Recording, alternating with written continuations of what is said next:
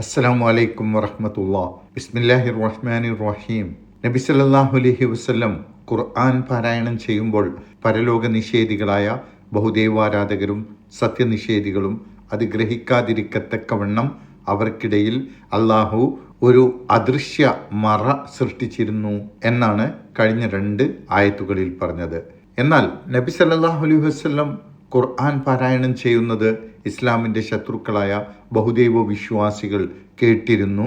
അവരത് കേട്ടിരുന്നത് അതിൽ എന്തെങ്കിലും കുഴപ്പം കണ്ടുപിടിക്കുവാനും അതിനെ വിമർശിക്കാനും ജനങ്ങൾക്കിടയിൽ തെറ്റിദ്ധാരണ പരത്താനുമായിരുന്നു.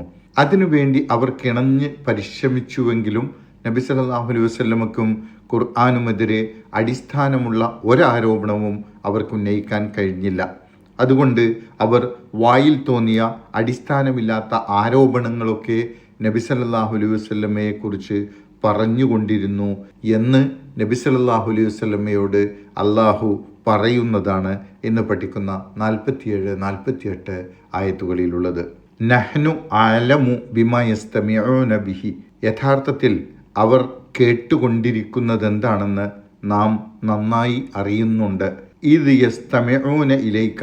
അവർ താങ്കളിലേക്ക് ചെവിയോർക്കുമ്പോൾ, അവർ താങ്കളെ ശ്രദ്ധിച്ചു കേൾക്കുമ്പോൾ. നബി സല്ലല്ലാഹു അലൈഹി വസല്ലം ഖുർആൻ പാരായണം ചെയ്യുന്നത് അവർ പലപ്പോഴും പല സന്ദർഭങ്ങളിലും ശ്രദ്ധിച്ചു കേട്ടിരുന്നു.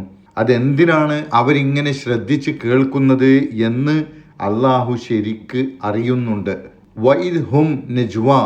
അതുപോലെ അവർ രഹസ്യം പറഞ്ഞ് ഗൂഢാലോചന നടത്തുമ്പോഴും അതും അള്ളാഹു ശരിക്കറിയുന്നുണ്ട്.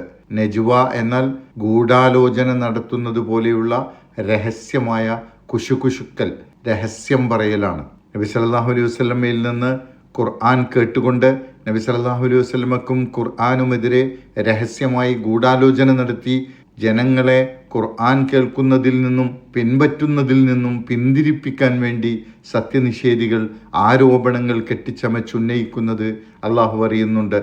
എന്താണ് ജനങ്ങളെ പിന്തിരിപ്പിക്കാൻ വേണ്ടി അവർ ആരോപിക്കുന്നത്? ഇത് യഖൂലു ളാലിമൂന. അക്രമികൾ പറയുന്ന സന്ദർഭം. ഈ നിഷേധികൾ ആരോപണമായി പറയുന്നത് എന്താണെന്ന് വെച്ചാൽ, ഇൻ തത്തബിഊന ഇല്ലാ റജുലൻ മസ്ഹൂറ. നിങ്ങൾ പിൻപറ്റുന്നത് ആഭിചാരം ബാധിച്ച ഒരു മനുഷ്യനെ മാത്രമാണ്. നബി സല്ലല്ലാഹു അലൈഹി വസല്ലമയെ കുറിച്ച് ഇദ്ദേഹത്തിന് സിഹ്ർ ബാധിച്ചിരിക്കുകയാണ്, അതുകൊണ്ടാണ് ഇങ്ങനെയുള്ള ജൽപ്പനങ്ങൾ നടത്തിക്കൊണ്ടിരിക്കുന്നത് എന്ന് സിഹ്റും മറ്റ് അന്ധവിശ്വാസങ്ങളും വേരൂന്നിയിരുന്ന ആ സമൂഹത്തിലെ ആളുകളോട് പറഞ്ഞുകൊണ്ട് ആ സമൂഹത്തിലെ ആളുകൾക്കിടയിൽ ആശയക്കുഴപ്പമുണ്ടാക്കാമെന്നാണ് ഇവർ കരുതിയത്. ന്യായമായ അടിസ്ഥാനമുള്ള ഒന്നും നബി സല്ലല്ലാഹു അലൈഹി വസല്ലമയ്ക്കെതിരെയോ ഖുർആനെതിരെയോ പറയാനില്ലാത്തത് കൊണ്ടാണ് അവരിങ്ങനെ പറയുന്നത്. നിങ്ങൾ പിൻപറ്റുന്നത് എന്ന് ഇവിടെ പറയുന്നത് നബി സല്ലല്ലാഹു അലൈഹി വസല്ലമയോടൊപ്പമുള്ള സത്യവിശ്വാസികളോടാണ്. എന്നാൽ നബി സല്ലല്ലാഹു അലൈഹി വസല്ലമയോടൊപ്പം വിശ്വാസികളായി ആരെങ്കിലും വരുന്നുണ്ടെങ്കിൽ അവരോടുമായിട്ടാണ്, അവരെയും പിന്തിരിപ്പിക്കാൻ വേണ്ടിയാണ് ഇവർ ഈ ആരോപണങ്ങൾ പ്രചരിപ്പിച്ചു കൊണ്ടിരിക്കുന്നത്. മസ്ഹൂറൻ എന്ന് പറഞ്ഞാൽ സിഹ്ർ ബാധിച്ചവൻ എന്നാണ്. പ്രിയപ്പെട്ടവരെ, ഇന്നലെയും ഇന്നും പറയുന്ന ആയത്തുകളുടെ അടിസ്ഥാനത്തിൽ ബഹുദൈവ വിശ്വാസികൾ ഖുർആൻ കേട്ടാൽ അവർക്ക് ഹിദായത്ത് ഉണ്ടാവുകയില്ല എന്നതല്ല അർത്ഥമാക്കുന്നത്. മറിച്ച് ഖുർആനെതിരെ, ഇസ്ലാമിനെതിരെ, ഏകദൈവ വിശ്വാസത്തിനെതിരെ, പരലോക വിശ്വാസത്തിനെതിരെ ഗൂഢാലോചന നടത്താനും കുപ്രചരണങ്ങൾ നടത്താനും വേണ്ടി ഖുർആനെ മുൻധാരണയോടെ സമീപിക്കുന്നവർക്ക് അത് ഉപകാരപ്പെടുകയില്ല, അത് ഉൾക്കൊള്ളാൻ കഴിയുകയില്ല എന്നാണ് പറയുന്നത്. ഉമർ റളിയല്ലാഹു അൻഹുവിൻ്റെയും അബൂജഹലിൻ്റെയും ഉദാഹരണം എടുക്കാം. ഖുർആൻ കേട്ടപ്പോൾ ഉമർ റളിയല്ലാഹു അൻഹുവിന് മാനസാന്തരമുണ്ടായി. അബൂജഹൽ രഹസ്യമായും പരസ്യമായും നബി സല്ലല്ലാഹു അലൈഹി വസല്ലം ഖുർആൻ പാരായണം ചെയ്യുന്നത് കേൾക്കാറുണ്ടായിരുന്നു. പക്ഷേ അയാൾക്ക് ഹിദായത്ത് ലഭിച്ചില്ല. ഈ 2-ൽ ഒരാളെ ഇസ്ലാമിന് തന്ന് സഹായിക്കണേ എന്ന് നബി സല്ലല്ലാഹു അലൈഹി വസല്ലം പ്രാർത്ഥിച്ചതാണ്. എന്തുകൊണ്ടാണ് അള്ളാഹു ഉമർ റളിയല്ലാഹു അൻഹുവിനെ ഹിദായത്തിന് വേണ്ടി തിരഞ്ഞെടുത്തത്?